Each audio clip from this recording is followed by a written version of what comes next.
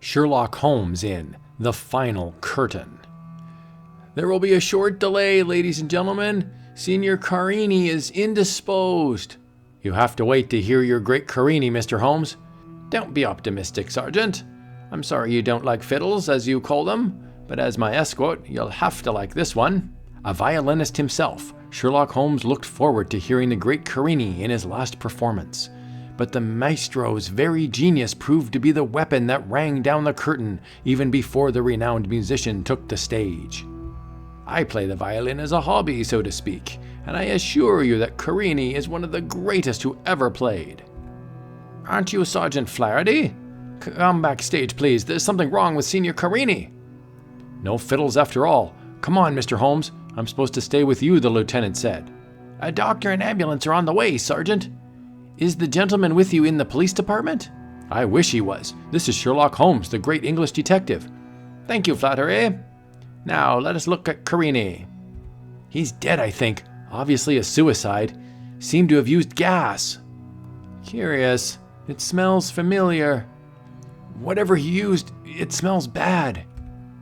This seems to have contained the substance that caused Carini's death. A very thin glass vial. Seems to be some form of cyanide gas. It's well dissipated since the room has been opened. Dissipated or not, get your nose away from that. I'd be pounding a beat if anything happened to you. Don't play detective on this case. Carini took his own life, Holmes. Why are you so certain? What else could it be? There are no windows, and Carini had the door locked from the inside. The key is still in the lock. I still think it was murder, Sergeant. The concert tonight was to be his big moment, his farewell appearance. Even if he contemplated suicide, he'd surely wait until after his triumph. No, gentlemen, it was something else. I won't have a lot of bad publicity about murder in my theater, Holmes. Keep your nose out of it. Let the police handle it. I'm beginning to dislike you, Small, and it will make things easier in the end for me. Sergeant Flaherty was puzzled, but his respect for Sherlock Holmes caused him to humor the famous detective. What's next, sir? Let's see. First we'll go to my hotel and get my fiddle, as you call it. Then take me to the finest glassblower in the city. Later. You must know what you're doing, sir, but I don't.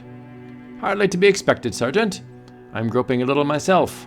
Very thin glass. You say you want a small vial that you can seal, of the same thickness. Precisely. We'll wait. Take your time on this job. 3 long hours later. Don't be impatient, Sergeant. The action is about to begin. Holmes and Sergeant Flaherty had all the material they needed, but someone else was beginning to worry about their activity. I still don't get... Jump for your life, Flaherty! Watch it, you fool! How in the world did you save that glass vial? I would have dropped everything. Just exactly what I was supposed to do, I think. Back at the theater a few minutes later. Are you really going to play that violin, sir?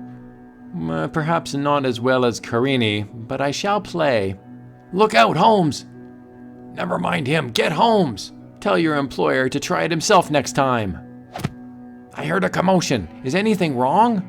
No, Small, everything is fine. Will you take us up to Carini's dressing room?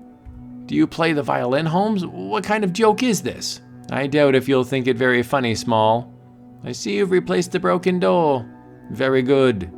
Flaherty was impatient with his guest's deliberate actions, but Lyman Small watched with something like fear in his eyes. That glass is the same thickness as the original. Now, if you'll close the door, we'll have duplicated the setting in which Carini met his death. Very impressive. I'm a busy man, Holmes. I won't waste time with your childish stunts. Yes, you will, Small. You'll stay here till Mr. Holmes says so. I shall play the selection poor Carini was rehearsing when he died, with possibly the same results. This is insane. Stop it. What will it prove?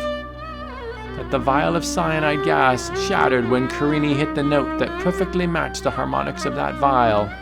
This vial is identical, as is the cyanide inside it. Cyanide in that vial? Holmes, you're crazy! The fear was building in Lyman Small until he couldn't stand it. Panic overcame reason. It's vibrating. Soon it will shatter. Stop it! Stop it, please! See, Small? My experiment worked. We'll all die like rats. Let me out! You did it, didn't you? You put the vial in this room. Yes, I did it, I'll confess. I can smell the cyanide. That's not cyanide you smell. It's almond oil. Smells exactly like it. I owe you an apology, sir. I thought you were off your trolley myself for a while. It just goes to show you, Flaherty. Sometimes it pays to listen to a fiddle once in a while.